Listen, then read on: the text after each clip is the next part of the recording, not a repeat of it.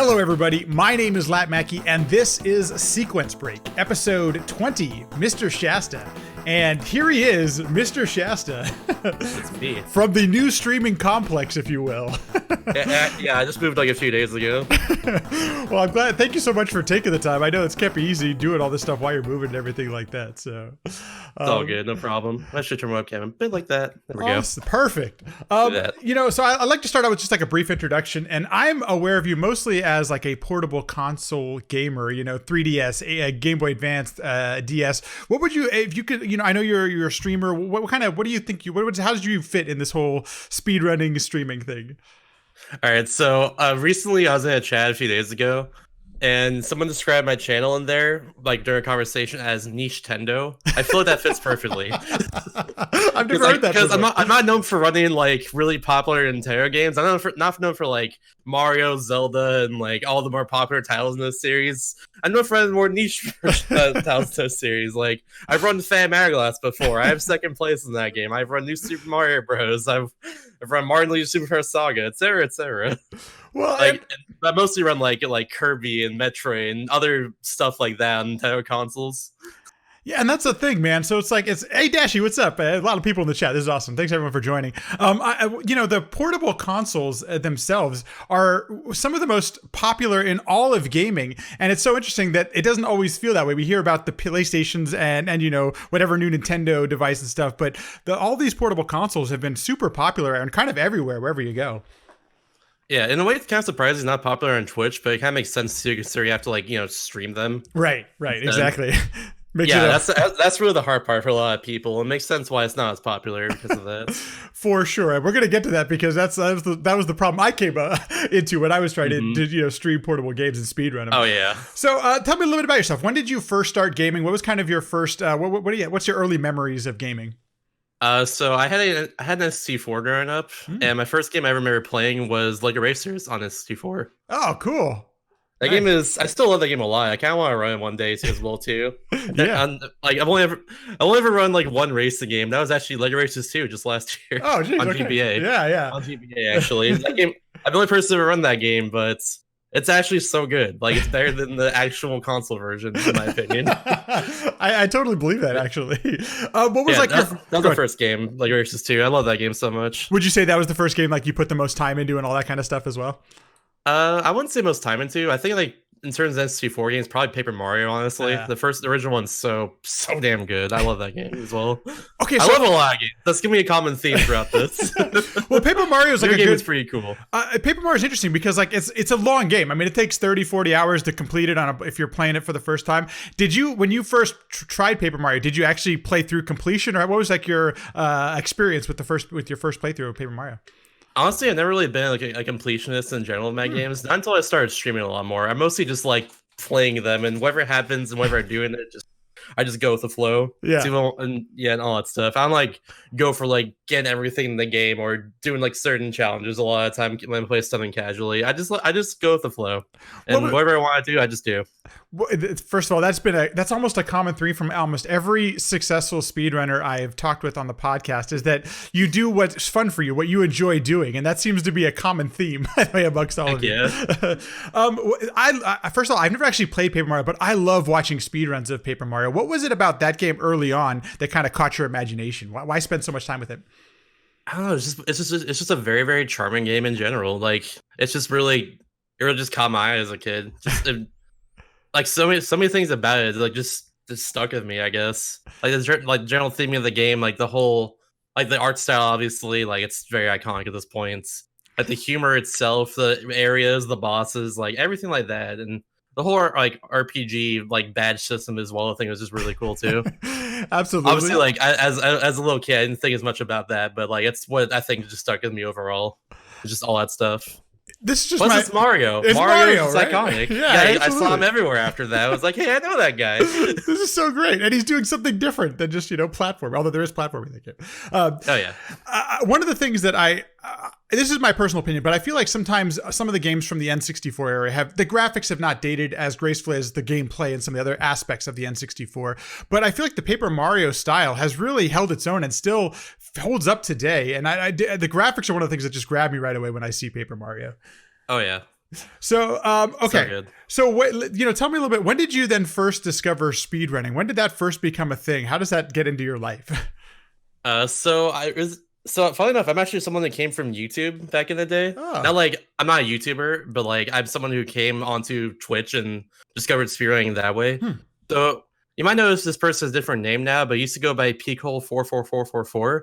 I used to watch him a lot on YouTube as like he was like a Let's Player back in the day. Yeah. And like one day he was posted like, "Hey, I'm streaming on Twitch with this person. We're playing, I think Tony Hawk at the time. You should come watch." I was like, "Hey, I'm gonna come watch. I'm gonna make a Twitch account and we'll check him out." And I just kept watching him there, and I also watch like Proton John and other people like that Hmm. I saw on YouTube as well at the time, like on Twitch. They're also streaming there. I was like, "Hey, this is pretty cool." And then eventually, his name was Patty. Patty started spearing, like Link to the Past back in the day as well, and he started rating people. And rather just like, yeah, I think he's actually rating. He's not like hosting with the future back then, but like, yeah, like he straight up raided channels like Andy or Ivan or other people he knew that like were also speedrunning. Nice. And also he raided the Games Done Quick channel at one point when SGQ 2013 was coming up. And that was my first GQ I ever watched, actually. Wow. So that's how that all came out. Was there a run, or maybe just maybe there's a runner who kind of like inspired, like, hey, you know what? I want to try that. What's the thing, I guess, that made you try your first speed run? That's a good question. That's actually a really good question. I don't think I remember too well, honestly. Okay. I know at the time when I first started trying to speedrun though, I had no way to get good internet on my side of the house. Mm. Oh no, I had no. Here's what it was. It was I was on the other side of the house with my all my gaming stuff, but the internet was on this side of the house. So I had no way to actually like get like Yeah. I don't know, just get like be able to like stream or record or anything like that.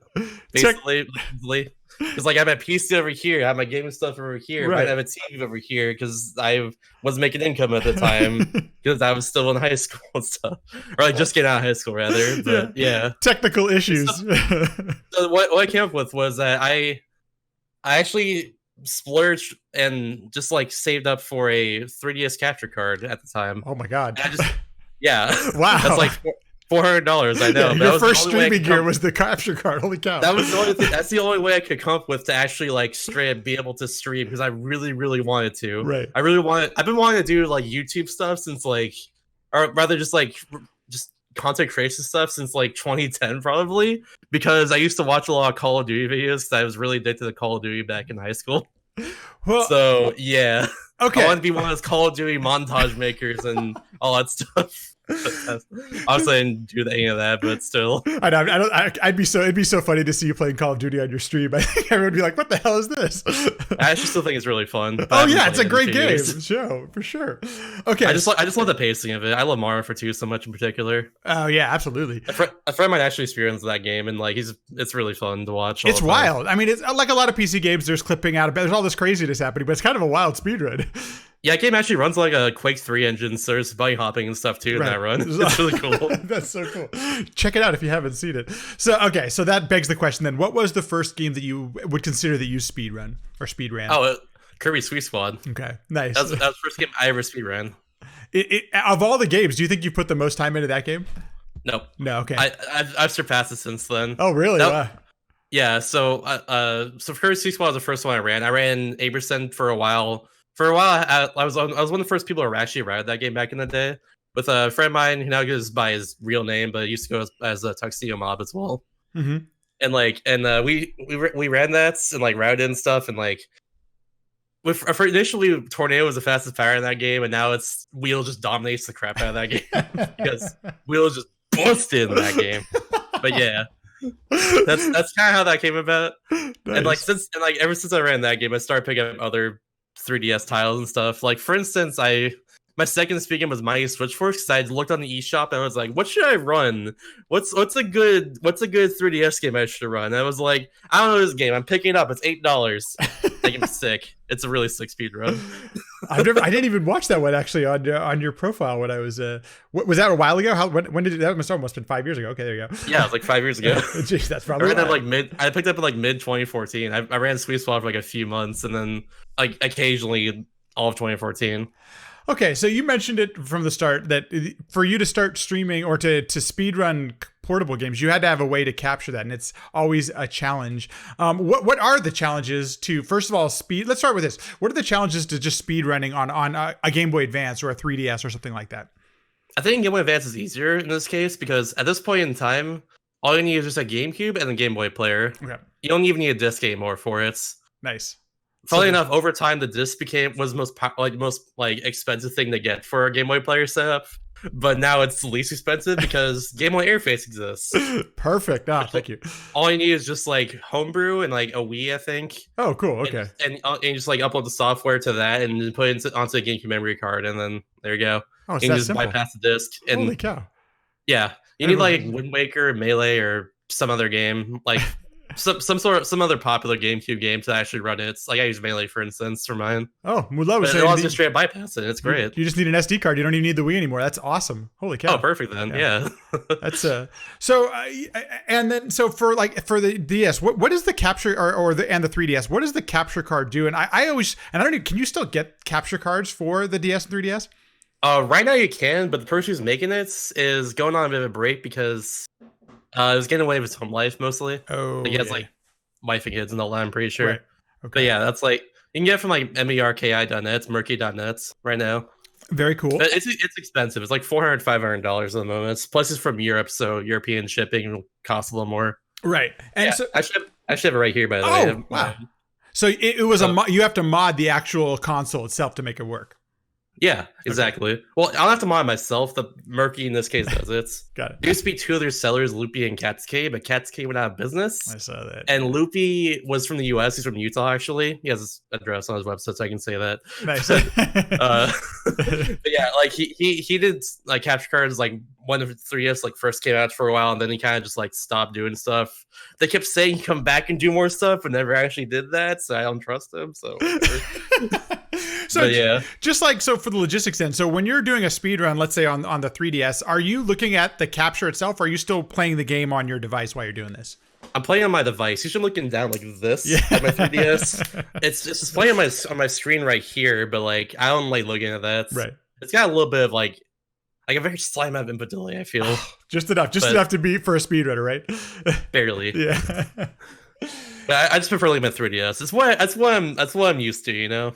So on your profile, you've run games that are available on just normal home consoles, GameCube, things like that, and you do a lot of these runs on portable. Is there a big difference when you're speedrunning a game on, let's say, the portable console compared to something that's in your home? Not really. If you're talking like GameCube, because like I just play on my monitor. In this case, it's just like steering a normal game, really. At this point, it's just like a little more expensive to set, but yeah. I've noticed with like the DS and 3DS games that you run, you're actually, you have to use the stylus and things like that. Does that become part? Does that become part of your practice? Like, what's that like using that to speedrun? It's fun. It's actually really fun. So I kind of chronicled this earlier, but the third game I picked up like ever for speedrun was Metroid Prime Hunters for Nintendo DS. Still one of my favorite games I've ever run before in general. I freaking love that run so much. That's one of the ones. That game. That game primarily uses the stylus for aiming. Like, here's the way you actually play a game is you have to hold it kind of like weirdly and like aim like this and select items and powers and all that stuff like that, like all the time while you're still moving around and all that stuff. And going to the morph ball and pressing like down here as well. Like it's a lot to keep track of, but it's really fun. And the game controls like a dream if you're good at it and get used to the controls. It's one of my favorite games, I think, on the 3DS, and I watching you speedrun, it's one of the ones I've watched just a couple times even before we sat down for the chat, because it's such an interesting speedrun as well with all the things you're doing, but execution is super important to that game as well. And I'm like, how long does it take you to get good at using the stylus to aim and stuff like that? Surprisingly not as long as you think it would be. Okay. I think really the biggest thing is getting used to higher sensitivity, because it feels better to run at higher sensitivity to that game. I think my default game has like 15 settings for it, but I personally run like 6, just like an aim faster, eat more easily and more accurately and stuff. Is that common? Yeah, it just takes like a few runs like to get used to it, I feel, and then it's like second nature at that point. Is that a common thing for other speedrunners of the game, like to mess with the sensitivity settings, things like that?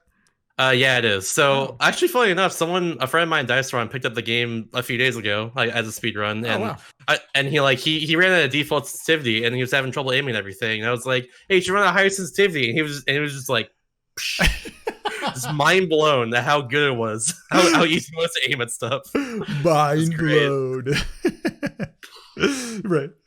Okay. So you look on your profile. You've speedrun a bunch of Kirby games. Do you have a favorite Kirby game to speedrun?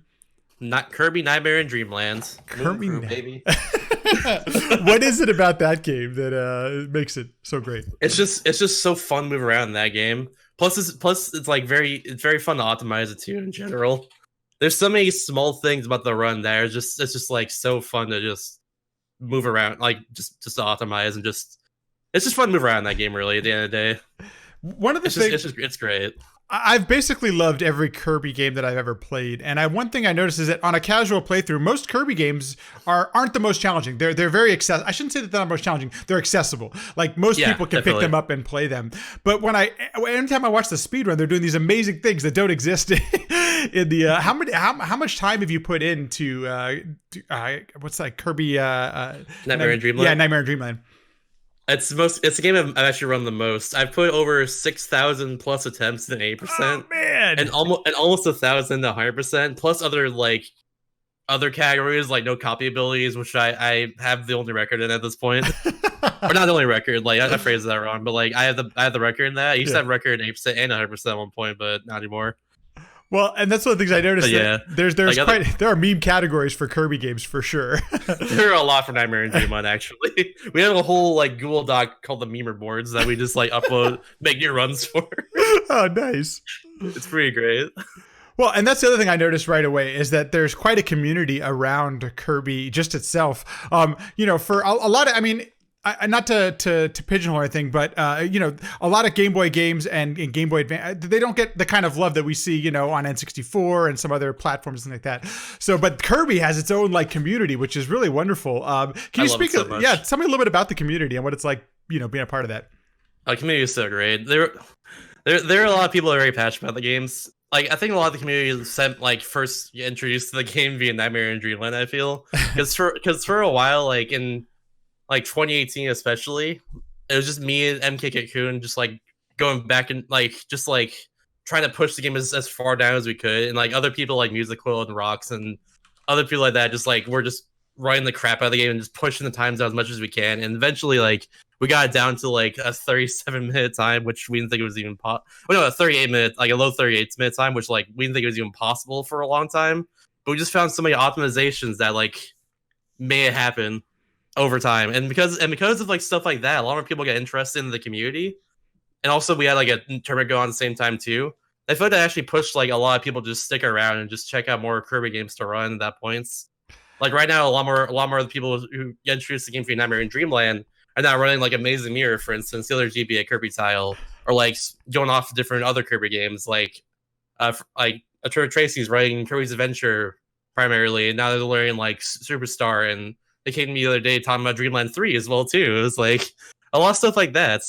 Like the community is really cool, and they actually like exploring the other Kirby games too, which is really awesome. There's very rarely a person who just like sticks to one Kirby tile, I feel.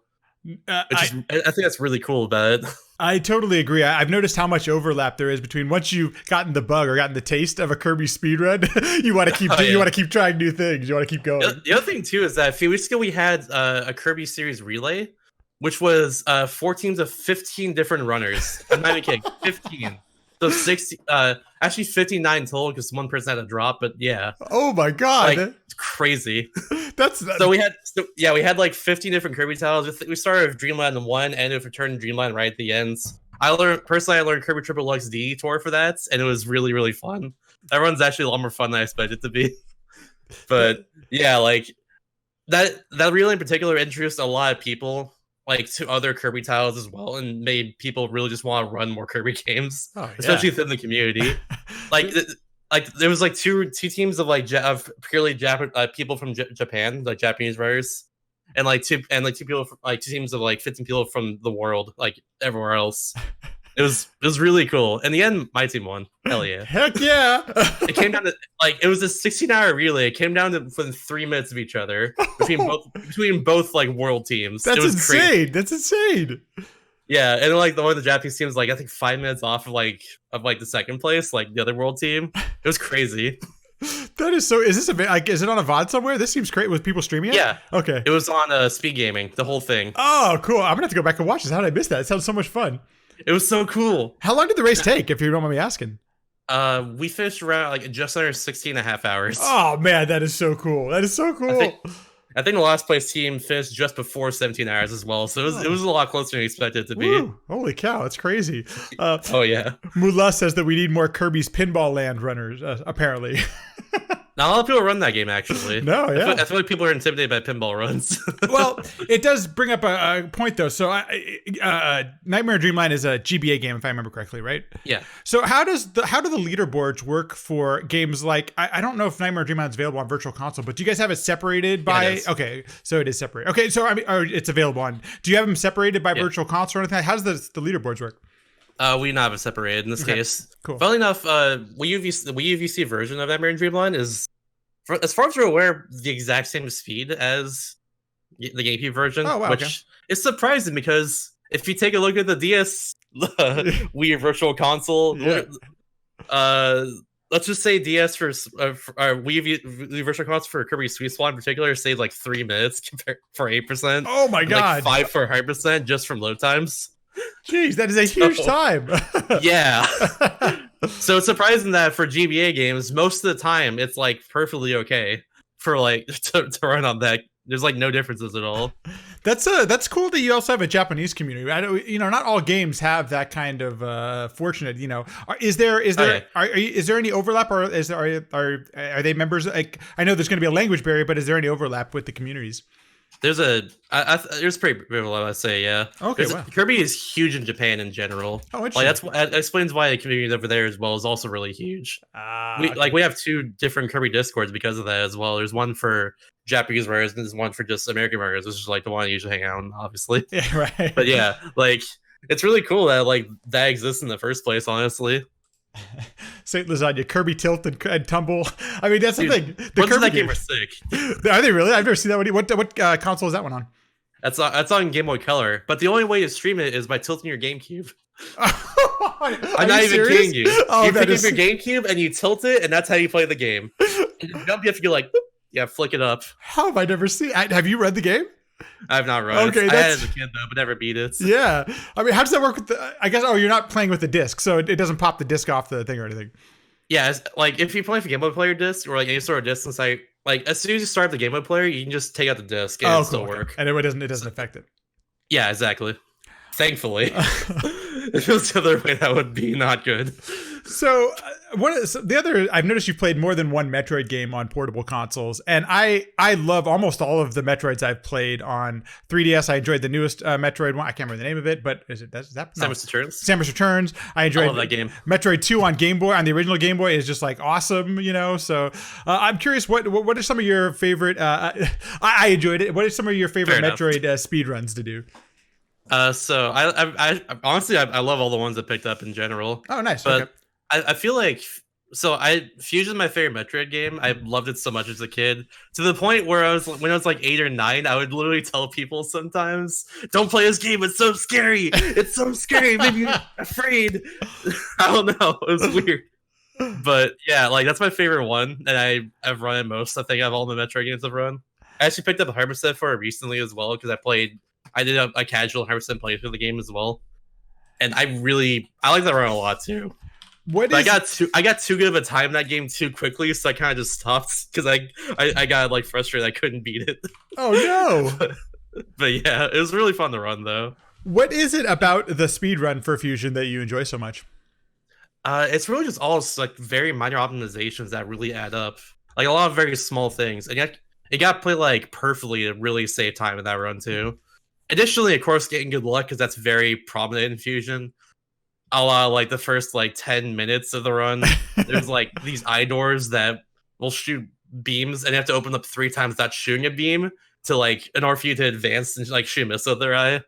but like they won't do that. They can shoot up to 4 beams at once before they open up like that. Like, Jeez. a lot of like that just like builds up, but also a lot of your skill will also even it out too. Like for instance, whenever you see a boss, it drops something called Core X, which you have to destroy to get the power you need to advance. And like you can frame perfectly hit 2 missiles on them at the same time. Every time you do that, it saves like 3 seconds or so. So like stuff like that will add up over the course of the run. And it's all skill to be able to do that consistently. And I kind of love stuff like that in general of speedrunning. Just like little stuff that adds up and just execution that's kind of hard to do that really just adds up in general. It's interesting. That's my favorite. I'm interested. I'm glad you said something like that because I've noticed that seems like a common theme of Metroid games in general is the execution part of it, and we see even people who have current world records in competitive categories. They might be 10 seconds behind on a split, but they'll keep going because there are still so many optimizations available, and to get them all perfectly is, I mean, I don't know if it's near impossible, but it's really challenging for even the most experienced. It's really hard. Yeah, I think Zeus recently, like, I don't know if he actually got world record in Super Metroid again. I'm actually looking it up right now while I'm talking. Yeah, no problem. But like, I know he's been on the grind for a while for that, and like to see him actually like see everything he has to do now to even like get close to being that time is just insane. Apparently, he tied it from what the report says, 456. Okay, but yeah, like it's absolutely insane. Like Metroid speedruns are all like that. Every single one, even the 3D ones like Metroid Prime, are all exactly like that. You gotta play like at super tippy top level, doing all the really dumb hard stuff to get like the best time in it at this point. It's nuts. I love it so much though. You know, if somebody uses an input display, I don't even think it does it justice to actually see what your fingers are doing during Super Metroid or any of the GBA runs, because there's fingers. I mean, there's so much L and R and everything to select. I mean, everything is being used all the time, and it's kind of insane how much execution is required of the game to do it. Literally everything. Like for fusion, you gotta press L and R a lot in general because that's how you aim up like diagonally, for instance, and R is how you like. R is how you like use your missiles and your power bombs and everything like that. So you use an SP. You gotta like just do it like really briefly. You gotta press them like really briefly, like or like save time and stuff. You know, no, totally. All that stuff. And so you're running on an SP. I noticed. I didn't. Do you ever get hand issues or finger issues playing on something that's smaller than the traditional Not really. I actually have more hand issues from my GameCube controller. Really? Okay, interesting. Yeah, like I'm just used to it. I think more than anything else. I think the way I hold my SP is better than I hold my GameCube controller, anyways. But I just hold my GameCube controller normally, so I don't know. That's how it goes. Right? Some of the design, I imagine. So the video that's for those who are actually watching the stream and not watching this on YouTube, the video that's playing right now is Wario Land 4, and it's one of my actually I of all the times you've run Wario Land, I don't know if I guess it's more recent compared to some of your older Kirby runs and things like that. What do you enjoy about running? Tell us a little bit about the Wario Land 4 speed run, and then what you enjoy about it. Where do I begin? Oh my god, I love that game so much. It's in my top 5 games in general. I love it. Nice, cool, so good. Yeah, but yeah, it's. Honestly, just everything about that game I just love. There's nothing I hate about it. That's a rarity, I know, but it's just true. So where do I begin? Yeah. Basically, let's start with what for those who haven't played a Wario Land game. What makes Wario Land different than like a Mario Land game or something like that? In this case, like Wario Land 4 is actually different, I feel, from the other 3 previous Wario Land titles, because Wario Land 4 is more about its platforming than its puzzle solving in a way. Because the other 3 are more about like solving your puzzles, or really just 2 and 3. I feel it's more about like solving puzzles and platforming to get to them and stuff, in order to actually advance and get through a level. But Wario Land 4 is all about just your straight up platforming. It focuses more on that because the GBA is just better about that sort of thing in general. I feel it runs a lot faster than the Game Boy Color did for 2 and 3 at least. So like. For instance, like if I hold down the R button like this, I just move really fast, like going to the right for a while. And in that game in particular, if you let go if you like jump or like let go of the R button and jump, like at any point, like you actually keep your momentum for a while and keep going really fast across the screen and stuff like that. Like it just allows you. I just love how fast you move in that game in particular. If you're just watching like a cache, also how precise you can move too, because like. You can do stuff like pressing down slightly to stop your momentum while you're moving really quickly. Just do like little small ground pounds, or stuff like really just like if you turn around, you just completely halt your momentum and just go the opposite direction like immediately. There's just so much precision in that platforming in that game, and it's just so fun to just move around with because of that. And also stuff like if you press the B button, you do a little like dash animation like that. You go, shh. Yeah. And like if you press down, you can also slide with it while you're doing that. Like there's a lot of different ways to control Wario, and there's a lot of really precise stuff to do with it. And the speedrun of that game takes full advantage of it. And it's so fun to move around with because of that. It's just impressive to watch because of how much of it shows up on screen. Like it looks like it almost looks like a Sonic game. That's a little extreme, but it moves so fast the way that the run happens. I don't think it's extreme at all, honestly, given how the game goes. Well, okay, so this is a good, Mula bringing up in the chat that how different 4 is compared to the previous 3, and that's a fair point. What anything to convince him to actually finish the game on like a casual playthrough? Well, like I said, that's a game I feel like has very little, if any, flaws in it. So. If you want a game if you want, honestly, one of the best 3D platformers ever made, get that game. I'm just going to go on and say it because I feel like it's very true. I think that's totally fair. It's really fun. Yeah, like if you enjoyed 2 and 3, you'll honestly also love. I don't know you say it, but I feel like actually, another thing, actually. So that game has, I think every single level in that game is very unique in how it goes. It's something I always play whenever I run the game too, but like every level is like different from the last in some sort of way. Like it looks different, it has different mechanics, like everything like that. And also just throughout the whole game, the way you advance is collecting 4 different chests throughout each level, so it encourages exploration. Just getting like this little keybird called Keezer who unlocks the next level as well. Like a lot of that's like the game encourages exploration in addition to just like moving through it normally, like left to right or right to left or whatever. And I feel like it's really unique compared to other 2D platformers in general as well. So if you like exploring your games, this game very much wants you to explore the game. And also other difficulties will do the same thing too, because they move around chests and enemies and make you go different paths like you wouldn't normally find yourself. And I feel it's really, really sick. So I hope that encourages you a little bit to find a copy. And me personally, I think the audio and the soundtrack and the graphics are just some of the best that the console has to offer. It looks really good. Yeah. I didn't even touch on that. Yeah, I love the animations so much in that game. They're extremely smooth, and the best part is that game came out a few months after a GBA came out too. Oh, that's one of the early games. Wow, that's crazy. It's one of the earliest GBA games, and it looks so damn good still. It really does. Even by today's standards, just pixel art and just animation is just top notch. That game is so colorful and bright when it needs to be, and so dark and mysterious when it needs to be as well.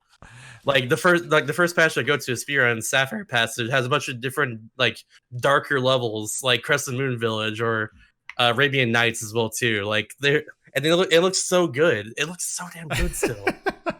I'm getting nostalgia goosebumps right now. I totally agree with you. And I think that's one of those underrated things about, a great speed game like that is that it's, it's really, it's really nice presentation. I even forgot to mention that about Fusion. I love the and actually almost every Metroid game, but Fusion has a great soundtrack to go with it.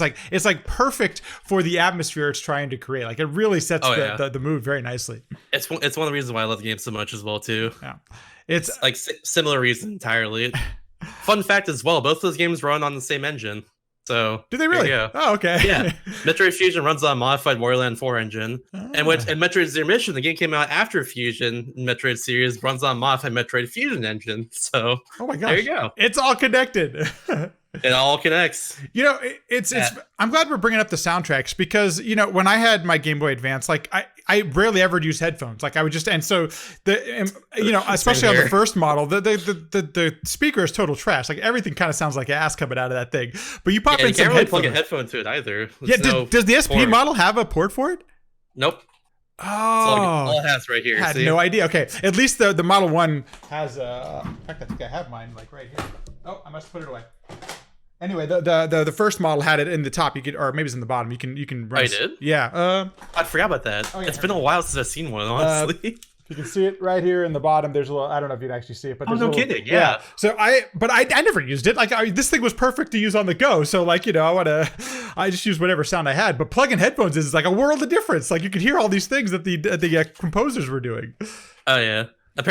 Chat's apparently saying that there's a adapter for the SP that allows headphones. I did not know that. I actually never saw it as a kid. So apparently Nintendo was using a dongle before Apple made it popular. There you go. There you go. Today I learned. That's cool though. Well, it just it goes to show you how much the developers actually cared about the games that they were putting on the system, because the soundtracks, there's some soundtracks I love on Game Boy too. Like they exist throughout the pantheon of the Oh yeah, portable consoles. there's a lot of good ones out there. Okay. I feel like a lot of like portable games in general get a lot more flack than they need to, just because like stuff like the sound quality and all that. But it's still some of my favorites. Are you playing on? Do you have like your original GBA and your original D? Like, are you playing on the ones that you grew up with? Not anymore. I used to spear on a purple GBA SP that I've had since I was like since it came out. Really, I think like 2003 or so. Nice. I used to spear on that. I actually ran Nightmare Dreamland SGQ 2016 on that system. So yeah, yeah. I don't use that anymore because it likes to turn off randomly. Oh, does it really? That's a bummer. Yeah. Well, now I use this one that a friend gave me like a while ago. It works really well and has like incredibly good battery life, which is sick. That's crazy. I've never seen SP lasts like 7 hours. It's crazy. Oh, so nice. I know, right? I don't have like I haven't put in the hours on my portable consoles that you have as a speedrunner. Do you find some of the same issues where pads start to wear out, things like that? Like, do you notice a little bit wear and tear more for somebody who speedruns them? I've only really noticed that on my 3DS because sometimes I run games that use touchscreen a lot. This one that I use right now, this capture card I use right now, I don't really have that issue. Okay. But like one of the ones I used before, like I kind of noticed a bit that the touchscreen was getting a little bit more wear on it over time. So was it dropping inputs on the? Would it drop inputs, or what would wear and tear look like? It just looked a little rougher. I feel like even after cleaning it a bit, it was like a little rougher to like swipe and do stuff on it. So like sometimes it'd be harder to touch it as well too. If somebody was considering getting into speedrunning on DS, Game Boy Advance, all the other portable consoles that are out there, where's a good place to start? Can I like just set up my cell phone and record my screen? Like, what's allowed and what's legal? Everything is allowed as long as you have a way to see for people to see that you're doing the run itself. Like you can use your cell phone just to like record, for instance, like point at the screen. That's totally fine. There's actually a person in the Kirby community who has been doing that for years, and he's really good at the games he runs. So yeah, but yeah, like that's totally fine. If you want to, like, I know, like, and also like for I feel like a lot of DS communities, unless you have like the best time in the game, you don't need to like be able to record your time yet. Like unless you have like top tier, like the best time, literally world record in a game, like you don't need to actually record your system. I feel. But like. Some games definitely require that. Like for instance, Man Ultra, which is like a sub game of Kirby Super Ultra that's really popular for people to run. Like that's one of those, like I think for like any time that's under 26 minutes in game time requires video proof, I think. So like that's at that point you need to like actually record your run to see like if you're doing like see like for people to see your run and all that stuff. Got it. And I want to say something like that, but like otherwise you just like post a screenshot of your PB because like this results screen shows up at the end of every run. Oh, cool. And all that stuff. And that's considered legal and things like that. Yeah. Okay, got it. That's totally fine. And then so how is emulation, like are there separate leaderboards? How does emulation work if that's going to be your avenue to get into this? Honestly, I'm not sure entirely because I'm not really one who emulates games often. But I know emulators are allowed for some games as long as you use the correct one. Like I think it's BizHawk with like a GBA BIOS. I want to say is what's allowed for at the very least Kirby Nightmare and Dreamlands because it's completely accurate to console. I know, but like you can't use emulator if you're like past like 41 minutes. I want to say. For that game, for 8% at least, something like that.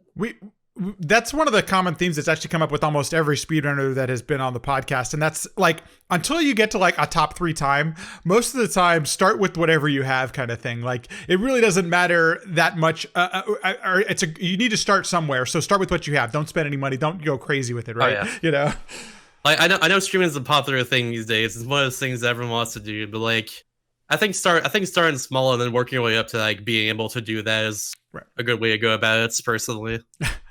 So also yeah, ask in chat as well too. Wii U VC is also allowed. That's not a computer emulator. It's official emulation, so that's totally allowed. That was going to be my next question. You beat me to it, Murdoch. So thank you for that. It's great.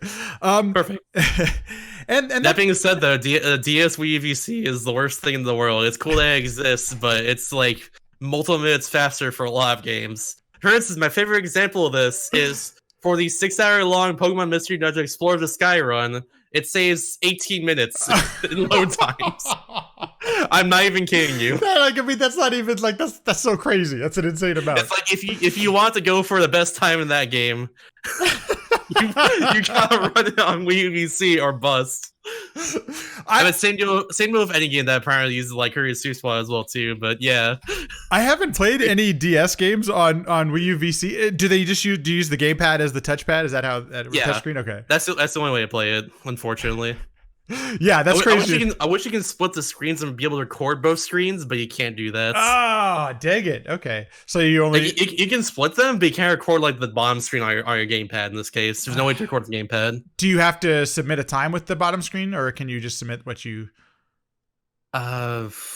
You have a way to record it if you were to split both of them up. I guess you could use a camera or whatever, but just by default, there's like every layout except for the one I just mentioned there has like the bottom screen on your TV in this case. Okay, I got you. Cool. And like it displays on both your TV and also your gamepad, so it works. Yeah, Mullah, I totally agree. That's way crazier than the Super Game Boy 2 timing discrepancies. That's like not even close. I mean, it blows out of the water. Mystery Dungeon Explorers. So that actually kind of one of the things that I really enjoy about your stream is that you've got all this stuff set up so you can watch it, and you know it's not easy to get up and going when you're streaming all of this stuff. Take us a little bit through have you always streamed portable games on your stream? Take us a little bit through what's been like your experience streaming all this stuff. So, like I said, like the first year of me streaming was mostly just doing stuff on 3DS because it was the only way to I could stream for a while. Yeah. Eventually, I actually was able to get like a TV, like a little like mini LCD TV. Oh, nice. So I was able to stream off of that. But I forget which which game I started with first. Wait, no. Okay, so here's what it was. So a friend of mine on Twitter, he goes by Z-Wing. He goes by something else now these days. But he used to go by Z-Wing. He actually was selling a Game Boy player with disc for $25 at the time. Nice. And I just snatched that up because that's a really, really, really low price for one. I was looking for it at the time, so it's perfect. So yeah, I got that from him. And I was able to actually start streaming GBA stuff from there. First game I learned, Metroid Fusion. Perfect. Yeah, then from there, I like that same year during the first ever 12-hour challenge. By the way, I actually learned Craven Nightmare in Dreamland in 3 hours. Oh my gosh! There you go. 12-hour challenge coming through again. I remember during that time because I now had a GameCube that I bought to use with the Game Boy player that I got for very, very cheap. No kidding. I also learned a bunch of GameCube games. Like I learned Star Fox Assault and Double 7 Age Under Fire in particular, which I held lucky in both those games for a little bit.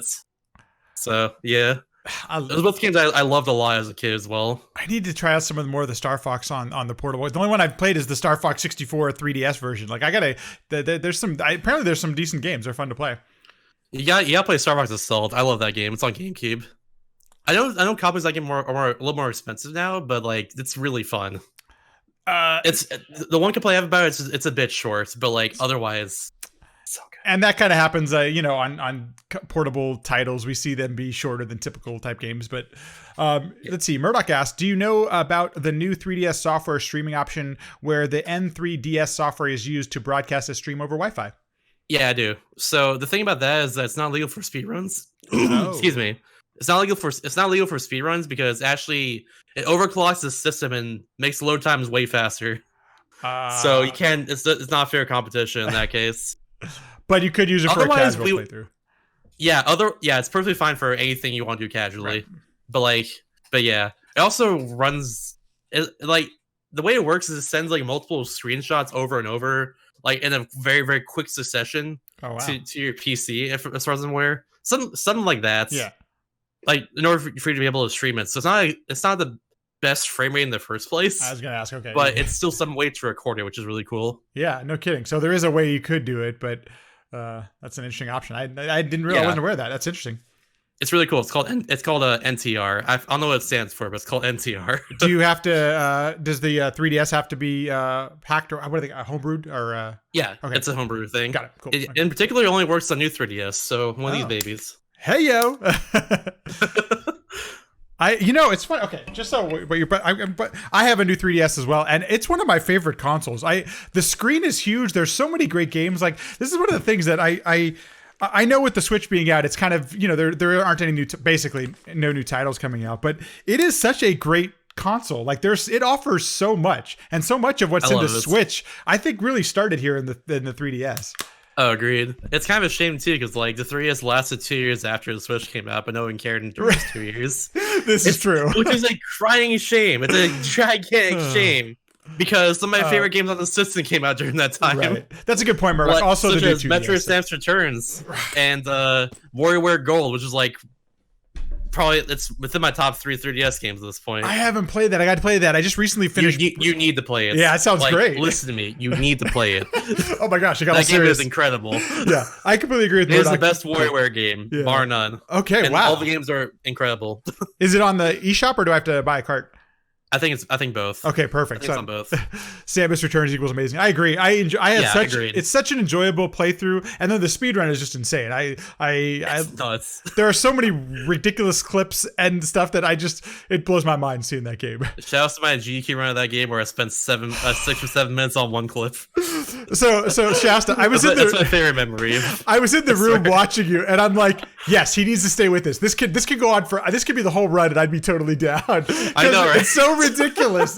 that clip is so ridiculous to begin with. So the worst part is it's no different from any other clips I did in that run. They're all the same. It's just really stupidly precise. Oh, in that case, awesome. I just kept getting really like more and more nervous over time. And I kept failing it and doing it wrong because of that. Folks, if you haven't watched, then I calmed down a bit now, and I just I did it correctly. And it was like, yeah. If you're listening to this podcast, pause it right now and go watch Shasta's GDQ run of it, because it's really, first of all, it goes on for it feels like forever, but once he gets it, oh my gosh, it's like the greatest thing in the world. The uproar from the crowd was just infectious. It was just incredible. It might be the loudest I've ever yelled out, cheered for anything at a GDQ. So. I feel like it was the loudest anyone's ever cheered at GDQ, other than when we were getting like 2 million. Yeah, 3 million the $3 million bucks. Yeah, I agree, man. It's totally agree. Yeah, when people were like. It's like 10,000, 9,000. That's such a memorable moment. I ran down from my room at the time just to be there in the crowd for that last little moment. So Crow Trigger, it was so good. That's a great segue. You've done a fair amount of now public event performances, whether it's at Calithon or whether it's at GDQ. What are some of the? What is it? Does you get nervous? Like, what do you enjoy about doing these public performances of your speedruns? Dude, I just love talking about my video games. The hell you say? You couldn't tell. That's a big part of it, honestly. But I really just love the whole marathon environment more than anything else. I feel like marathon runs are, in particular, a very different thing from just speaking about your games or just like talking about it on your stream, or just like grinding your game on your stream and stuff. It's funny you say that, because when I watch your stream, I find it's you have the same passion on stream as you do when you're doing it during the marathon. It comes through that you just enjoy talking about the games. I love it so much. I just like the games I run a lot. Basically, that's really what it comes down to at the end of the day. So a lot of the games I've run before, I'm just nostalgic about. I played a ton as a kid, and like some of the games I even like played more than like multiple times in a row as a kid. Like actually, Curb Nightmare and Dreamland, I would sometimes just play it one thing and then put it down and like do that again some other day. So I do stuff like that. That's game. I totally hear you, man. So tell us a little bit about Calithon then. When did Calithon come about? How did that get? Who started it? How did it start? What is Calithon? If nobody knows, if you haven't heard about it. This is a good story. Okay, all right, I can't wait. So I've been wanting to hear this story. All right, so basically, way back in 2014, it was me, Jeff, and 3D, and two other people that aren't really as known anymore, but used to be a lot more known. BLK Yoshi, who now goes by Beak, and Maniku, who's like a pixel artist these days. But like, we all wanted to like carpool to the next SGQ at one point, which is in Colorado at the time. It used to be in Colorado, now it's in Minnesota, but that's where that's what I'm getting to. But like we wanted to carpool there, and like we wanted to do like a marathon to like raise money and stuff. Oh no, we didn't do that. So we just wanted to carpool there and like split gas and all that stuff and just go right there. like to SGEQ, which like a few states over, like in Colorado at the time. And then GEQ announced that they're moving SGQ from Colorado to Minnesota, which makes no sense to me because that was the West Coast GEQ. You know, Right. it was the West Coast events Right, in a way. right. It was the closest thing we had. So like me and Jeff at that point we were shot. We couldn't really. Oh, it was 2015. Never mind, it's 2015, not 2014. But regardless, like yeah, it was that year that with Minnesota.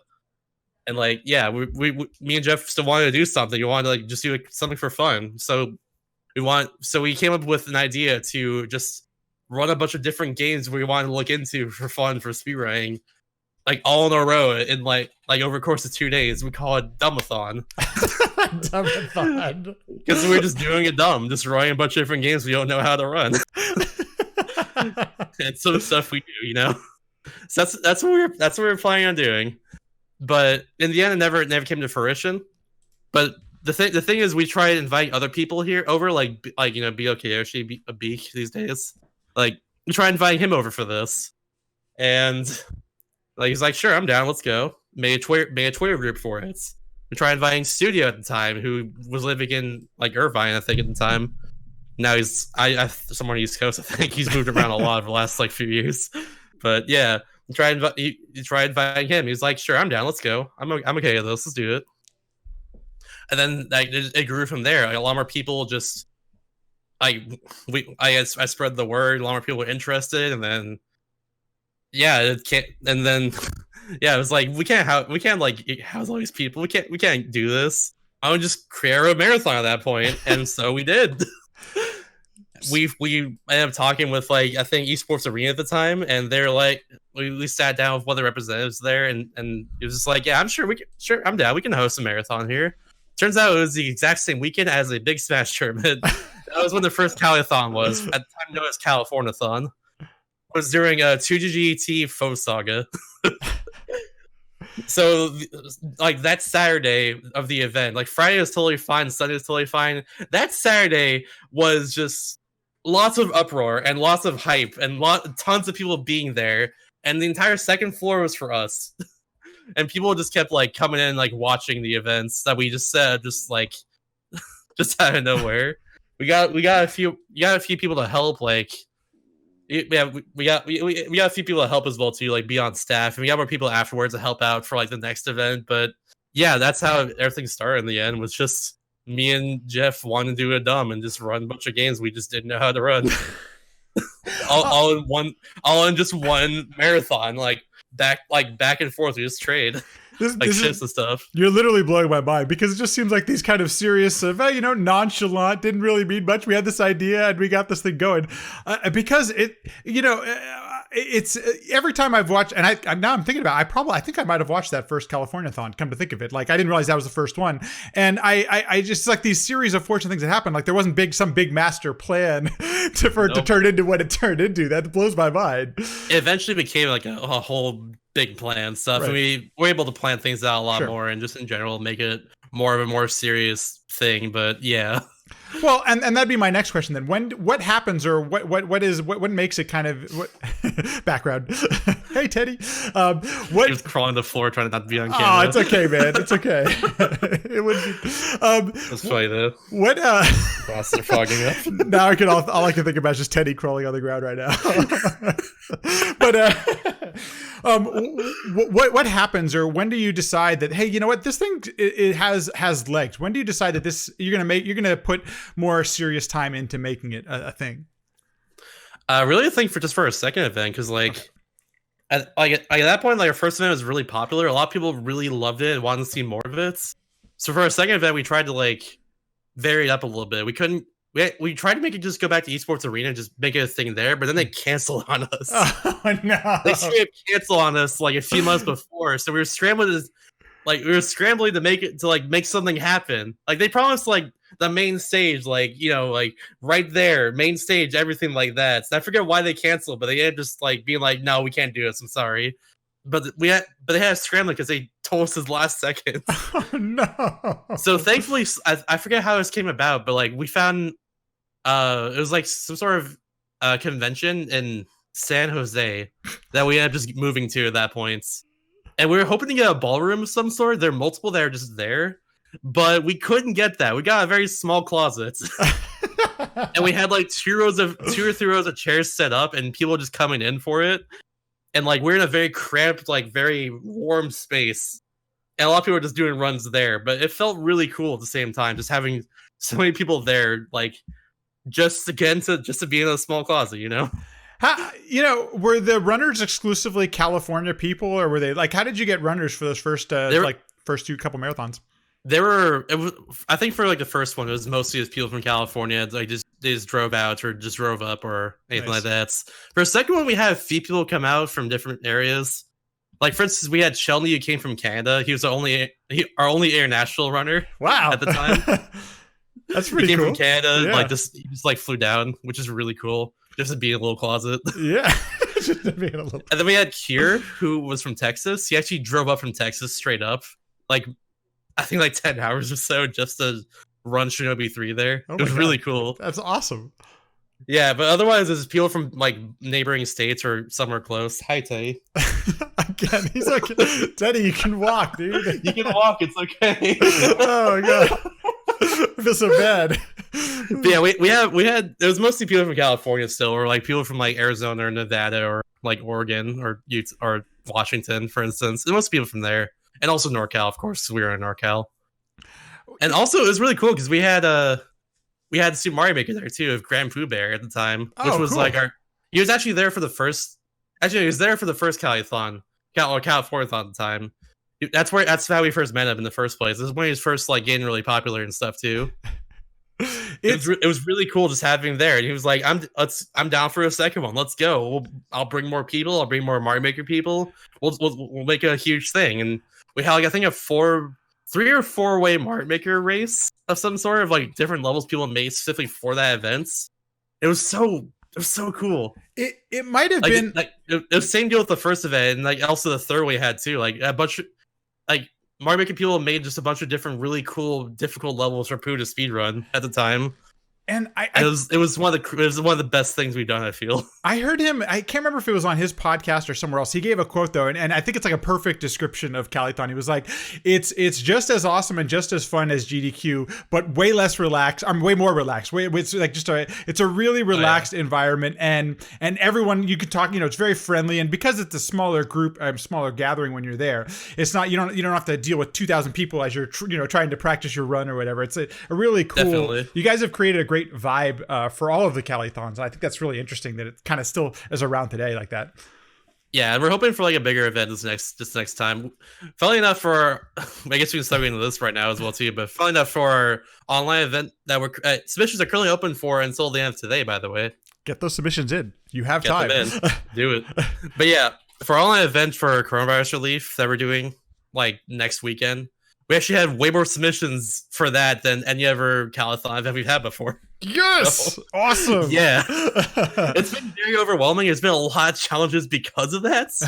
But yeah, it's really cool to say at least. If you don't want to talk about all the behind the scenes, I totally understand. But it's really challenging to run a marathon, whether it's online or in person. What are some of the things that you've found have created some challenges that you guys have had to work through to figure things out? It's a lot of it really. It's been a lot of different stuff. Either just different people being hard to work with, sure, and like equipment costs as well too. The big one, right? We found it as like an LOC like before our last live event as well too. Oh wow, it's just an interesting experience. Never had to do something like that before, but yeah, having to treat it like a legit thing, right? Yeah, it became more of a thing, and now we're Calithon LLC, for instance. Woohoo! It's legit. Hooray! Non-profit business owner. Murdoch, I have gotten my submissions in. I might add one more actually, though. I just had a thought before yesterday, so I still got time. I still got until midnight. So still got time. Add that response, What have been? Let's go Google Forums. I've seen you on the couch a lot. What are some of your more memorable moments from the history of Calithon, if you will? Personally, at least for me, like, just for my own runs I've done there, like my 007 run was my favorite. I had no one else there to really, tell anything about the game. And also it was a very last minute run because someone dropped like very last minutes and the time slot for my double seven run was perfect to fill. So I Oh, was nice. like, you know what? I'll just get. I can do this game. I'm really good at it. I'm very consistent at it. I can just go up there and just play it. Right. And it was good. The whole couch just memed the whole time. I was just laughing about it. I memed about the game because that game is also very meme worthy. Oh yeah, My favorite GQ run as well too is my double seven run, the Identify run from AGQ 2018, because it was very meme worthy.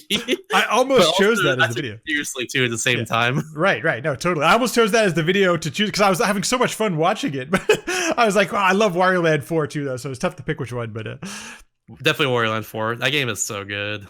It also runs so good, but yeah, that's good. No, go. I'm sorry. Nah, I don't know. No, and what I was going to say too is like, so I attended the last live event that Calithon had, and it's if you ever wanted to, it's just such a friendly atmosphere, like because there's not many people there, overwhelming, I should say. There's not an overwhelming amount of people. You can literally, it's really easy to talk to people and have great conversations. You guys also had a great space for it, so it's I'm glad to see that that kind of thing exists for America. Like there, yes, GDQ is the it's still the biggest one we've got. But there are other great events, and Calithon's a great example of that. I definitely agree. No bias or anything, but I feel, but for real, like, there's a lot of great spearing events out there that aren't Qs. For instance, like absolutely. I love ESA as well. I actually went to ESA 2017. Oh, nice. I wanted to check it out myself, and it's a similar vibe I feel to what Calithon goes for as well.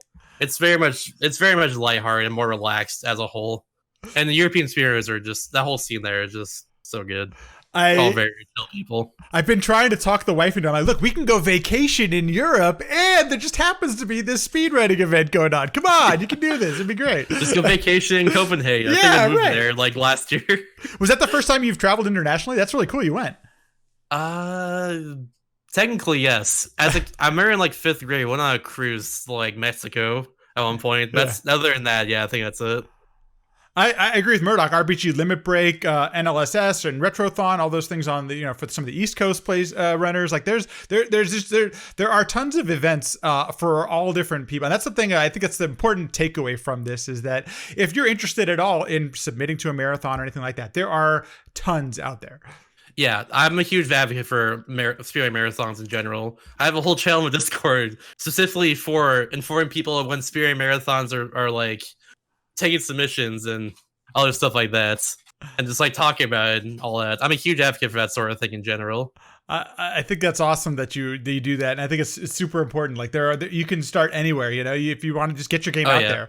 You can start your own marathon as well too. There's a lot of challenges that come with it, but I feel like it's worth it in the end, especially if you're in an area of the country, like in the United States or the world that like has like a smaller group of people that isn't really as represented as like like ESA or GEQ or like Calithon or anywhere like that. I know, for instance, as well too, like Brazil has like a decent size speedrun community. They hold marathons down there too. Like totally. RTA in Japan is one in Japan. That's like a huge marathon there as well.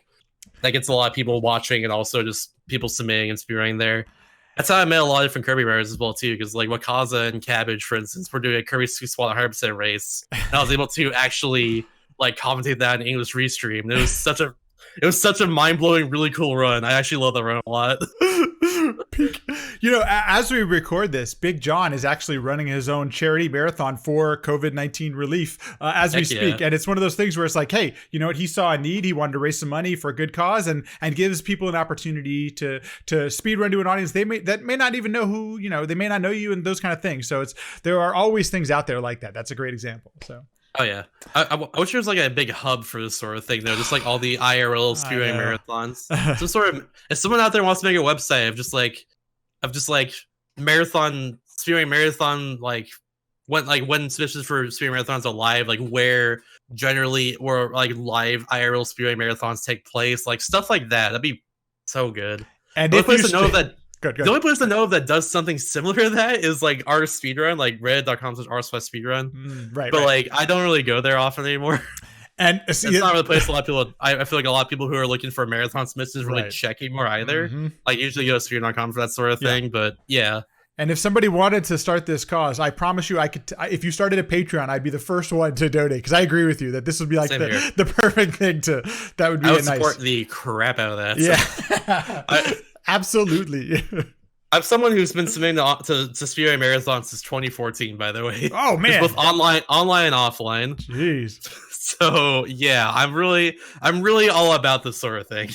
Not only the fact that I run my own, but also I've been a part of other ones that my friends have run, for instance, or like, you know, I've run in all in general too because of that.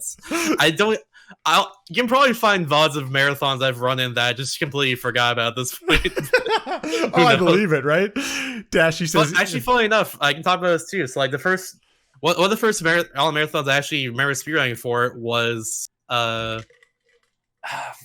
Speedrun Central. There we go. Speedrun Central. Yeah. That was way back in, I think, late 2014. I was not a big streamer by any means at all, but I remember following most of the people in that marathon at the time because it's just a great way to just introduce yourself to new speedrunners. Funnily enough, some of the people who were in that marathon, by the way, Cherno, if you know who he is, a big streamer who speedruns a lot of different PC games these days. Mm-hmm. Like, I actually met him through that marathon because I was the run after his, or run before his, rather.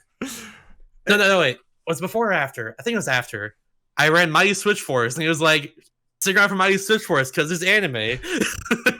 It was great. Dude, I'm glad you mentioned that, because the first marathon I participated in was Retrothon, and Toad went on right before or right after me, and I had no idea. Was not familiar with his stream. I'm glad I found it. I watch it all the time now. It's like, marathons are a great way to find content or games that you're interested in, you know? Oh yeah, it's gotta have like an open mind in this case. Absolutely. Like, if you do a marathon run, if you have time, just stick around and watch like the next few runs. Do it. It's great to just be in chats and just like, you know, either support just the stream itself or just like meet new people or watch games you've never seen before as a speedrun, for instance. It's great for that. That's one thing else. And just in general as well too. Just like look into the schedule and finding different runs that you're interested in that you've never seen before. It's nice. Just like. And like getting to know the actual streamer or the speedrunner of the games that like you saw, like it's really cool. Just like I said, like I followed most of the people in that first marathon that I did because, and like I still know them to this day, and I still follow them on Twitter and stuff. And like it's just, I don't know. I think it's just important, you know. It's important for getting your name out there, especially. That's so interesting that you mentioned that, Shasta, because that's one thing I noticed about Calithon, about how people who I didn't meet, but there was a lot of people just hanging around and supporting, whether it was in the chat, like the chat was going, like was a dedicated group of individuals hanging out for the whole marathon. The last one that I or in person, like it's so that total thing exists for Calithon, which I thought was really cool. It really does. I love we have our own audience in general. I think part of it's because of the California brand as well too. Right, yeah, that helps. I love it. This cracks me up, the Dashy. And before I start Dashy-thon, well, there you go. See, Dashy, exactly. Go and do it. Why not? There's nothing. There's no barrier to entry. Do the thing. You got plenty of games. Start running them. When is Calithon coronavirus relief? Tell us a little bit about it. All right, so we kind of came up with it like really quickly. Mm-hmm.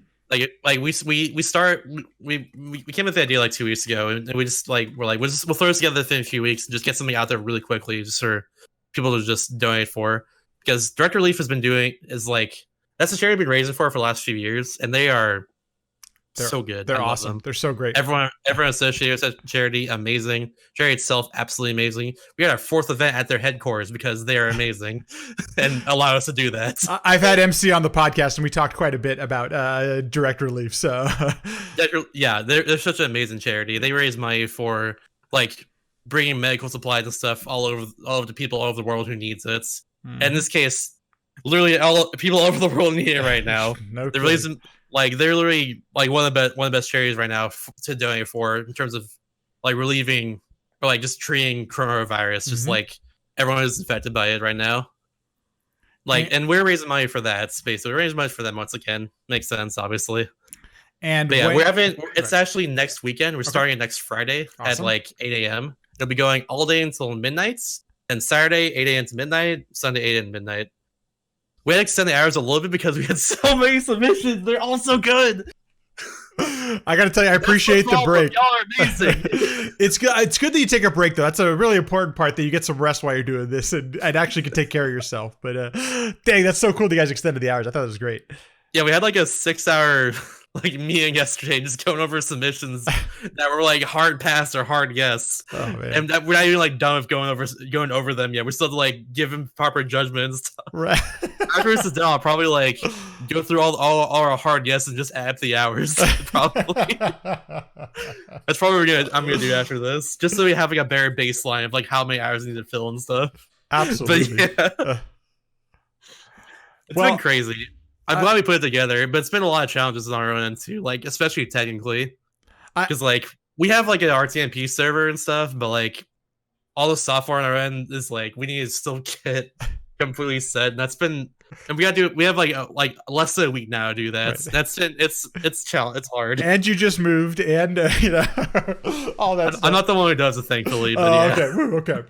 I'm not technically sound on that. I did not pass computer science in high school. That's because my teacher was bad, but that's a different story.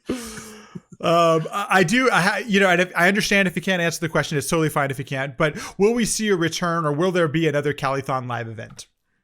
And sorry, I did it right as you took a drink there. So that's my bad. I know you don't have to say dates or anything like that, but will we see a return to live events for Calithon?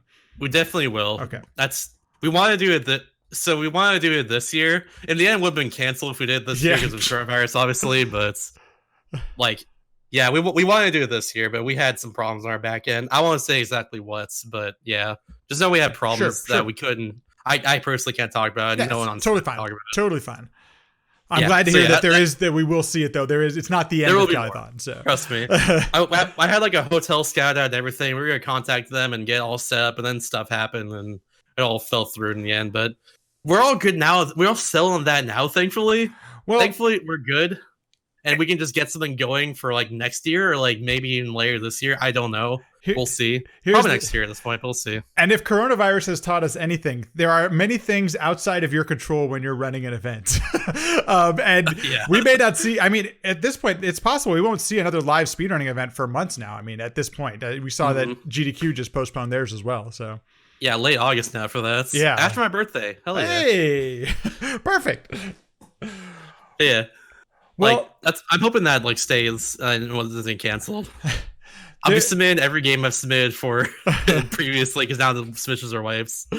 We've got to most of the questions in the chat here, but we did have one on Twitter from Teddy, who you may know, who may be in the same room as you right now.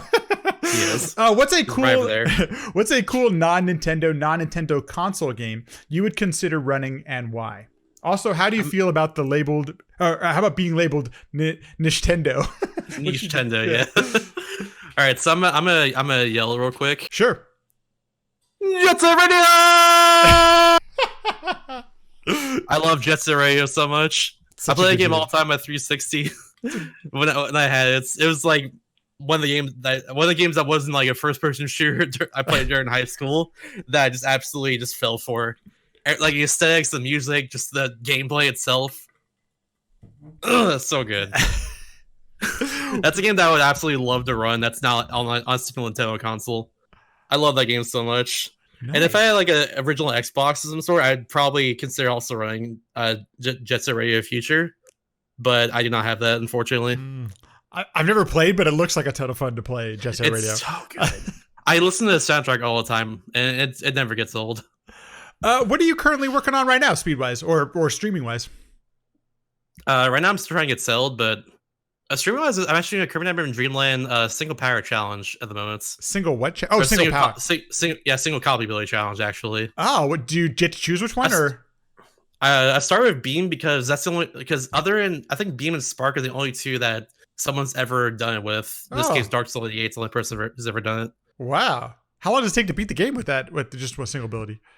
About an hour, I think. Okay. She did in like 57 minutes. Probably take about an hour, I feel. That's not bad. I've gotten close. I got to like 5-4 before losing my power in the very last room. So yeah, there's different challenges that come with it too. Because like in that last room, you just fall down a waterfall, and there's a bunch of enemies that you have to avoid. Normally, you just hug the wall on the right because there's 5 pigs there, and no other enemy will hit you usually. But like because you bounce off the pigs, other enemies will hit you. It's not usually a problem for the normal runs of that game, so I didn't think about it. I just lost some power because of that. I gotta tell you, I've only noticed it the last year or two, but people taking on these like really they're niche and they're unique, but these challenges for like they don't really. I mean, you don't have to play the game this way, but they're really fun to watch and a good way to play the game in a new way. You know. I mean, speedrunning is the same way as well too. Like right. Speedrunning is the most popular form of a challenge run. I've always said that. Like challenge run. They're very much hand in hand. They go together, you know. Wow, that is. That's why I wanted to try it myself. Like, if I end up being the beam only run, I can do something else, like sword only, for instance. I was thinking of that one. Heck yeah. Funny enough, in the first room of Nightmare in Dreamland, there are actually 3 powers, which is first beam, then spark, and then fire at the end of it. So you can. Fire's never been done before, but the other 2 have been done. Okay, got it. Is fire coming up next? Would you consider doing a fire run? Dark Souls almost beat it. It's the first time I talked about a second ago, but I haven't. I might do it for all of them at some point, which is really hard because 3 powers are literally just powers you have to hold the whole time, being mic, crash, and light. If you press B at all with like crash or light, you just get rid of the power. Oh, nice. So it's like you got so for like boss fights or anything like that, you have to like get rid of your power. Get like a star that the boss drops, and then get your power back, and just keep maintaining like that. Oh, jeez. It feels like it's awful. Not possible, yeah. But I also feel like it's barely possible. Just enough to be possible.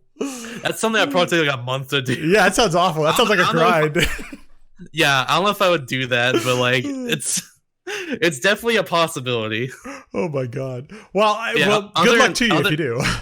Thank you. Other than that, right now, I want to get back into running Kirby 64 as well. Oh, cool. Because I actually have that in a marathon in mid-April. Oh, Retrothon. Hey, you're gonna do a Retrothon. Nice. Yeah, I had that in Warland 4 in there. Awesome. So, yeah. So check out in Retrothon. I'm part of the stream team for. I think I stream under RGL. So Retrothon's another great marathon. Y'all should submit to if you haven't. But I guess RGL is cool. If RGL ever needs a Gameboy Advance person, I got you. Hey, there you go. Because it's retro. It came out in 2001. Deal with it. It is still retro. It's over 18 years old. It can vote. I guess this is my personal chance. I'm so thankful that you guys have started and continue to do Retrothon. I participated in a couple of them now, and I'm really thankful that things like it exists. And so thank you for continuing to do that great work. No problem. If people, it's really hot in here. There's a couple things. First of all, tell us where can people watch Calithon, and then where can people find you on the interwebs? All right, so Calithon is just at twitch.tv/Calithon. Okay. Our Twitter is Calithon SR, like SR for speedrun, you know. Awesome. And I think your Discord's also discord.gg/Calithon, if I remember correctly. Oh, good. I'm actually gonna check because I forget if we actually have the URL like that. I think we do. No, we not. Okay, never mind. Don't go with that one. I will include a link in the show notes and on the YouTube description. So if you want, I can give you an invite if you want me to, just for that link. No problem. But yeah. Other than that, like you can find me on the internet at twitch.tv/mr_Shasta. You also on Twitter at mrshasta. I don't have the underscore there, but yeah. I noticed you posted too about you're going to be doing a schedule change. You're going to go more daytime hours now. Yeah, so I moved in with Tay, and he streams her at night because he has a full-time job, so it makes sense. Makes total sense. A lot of times I stream late at night, so like Shasta and I stream similar times, so like I can always usually catch his stream, but he'll be streaming during the day now, which is pretty awesome. Hell yeah. So funny enough though, like I'm apparently Fridays and Saturdays in the stream, so I can just stream during night then. So perfect. Hell yeah. Thank you for putting it in the chat, Murdoch. I appreciate it. And Shasta, thank you so much for taking the time to talk all things portable consoles and Calithon and everything. I really appreciate it. And no problem. Thanks for taking the time, man. Best of luck to you. Thank you. Thanks everyone for listening and watching. If you're enjoying the podcast, subscribe, leave a review. All those things go a long way to helping out the podcast. If you'd like to continue the conversation, I'm on Twitter at LatMackey, or you can also join the LatMackey Discord, where we have a sequence break channel. We talk about guests, we have questions. It's really interactive, really fun. Please feel free to stop on by. Thanks so much. See you in the next one.